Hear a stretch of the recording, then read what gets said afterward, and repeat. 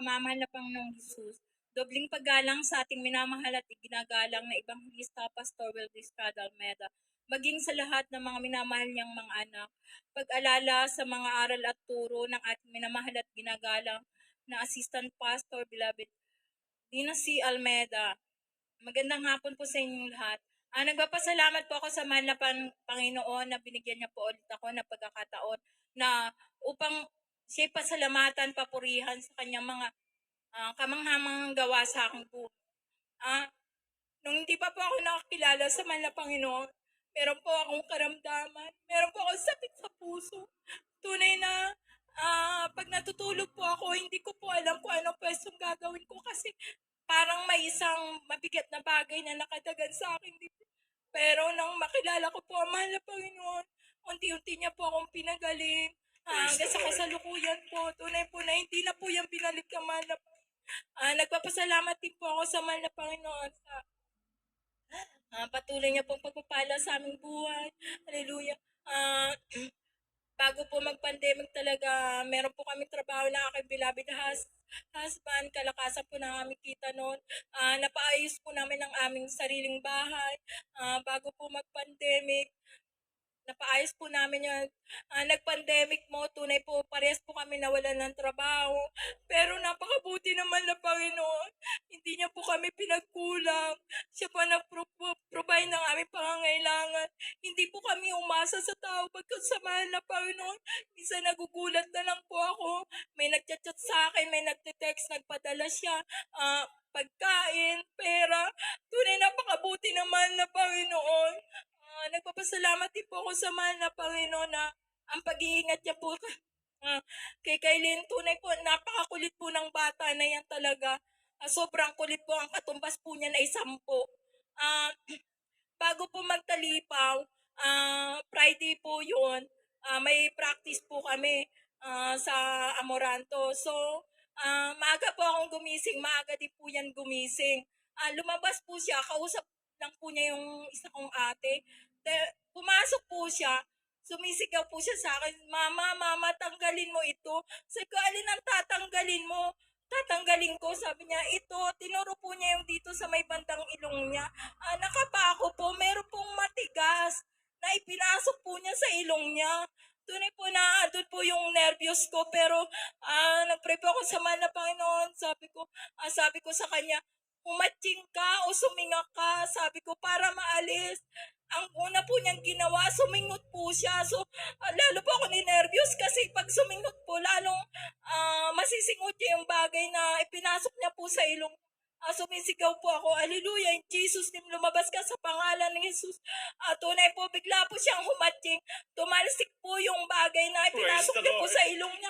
Isang tornilyo po, halos kasing laki po ng ating kuko. May butas po yung sa gitna. Napakabuti naman na Panginoon. Kung wala po tayo sa mahal na Panginoon, hindi ko po alam kung anong gagawin. Nagpapasalamat din po ako sa mahal na Panginoon. Nagkaroon po ako ng depression. Tunay po nagkaroon po ako ng takot sa lahat ng bagay. Takot po akong matulog. Takot ako umuwi mag-gusta. Nagtatrabaho pa po ako noon kasi nagkaroon po ako ng parang karoon po ako ng galit. Kasi po may nangyari po sa aming pamilya. Tunay po na dinamdam ko yun. Talagang nagkaroon po ako ng depression. Ayaw ko na po natutulog. Hindi ko pa yan sinasabi sa aking beloved husband. Kasi ayaw ko po siya na panghinaan din po loob. Sinasarili ko lang din po yan. Pero patuloy po akong dumadalo. Patuloy ako na dumadalo. Kahit meron po akong dinaramdam. Pinaubaya ko sa mahal na Panginoon. Tunay po na andyan po yung kagalingan na pinagkaloob ng mahal na Panginoon. Hallelujah. Nagpapasalamat din po ako sa mahal na Panginoon na ang pagpapala niya po sa amin, na pinagkatiwalaan po kami ng dalawang bahay. Tunay po, napakabuti naman na Panginoon. Samantalang marami po silang kamag-anak. Meron pong, una po pinagkatiwala sa amin yung bahay po sa Tansa, Cavite, sa dako po ng Camellia Homes. Tunay po napakabuti ng mahal na Panginoon. Anytime pwede kami doon kasi wala pong nakatira. Parang kami din po ang may-ari. Libre pa po lahat. Wala po kami binabayaran. Pag pupunta pa po kami doon, binibigyan pa po kami ng budget para po pag nag-stay kami doon, may panggastos po kami. Tunay napakabuti ng mahal na Panginoon. Siya po ang nagpro-provide. Hallelujah. Isa pa po yung pinagkaloob po sa amin. Yung pinagkatiwalaan din po kami ng isang condo unit, bagong condo unit, diyan po sa dako ng Quezon City. Tunay napakabuti naman na Panginoon. Anytime pwede po kami doon.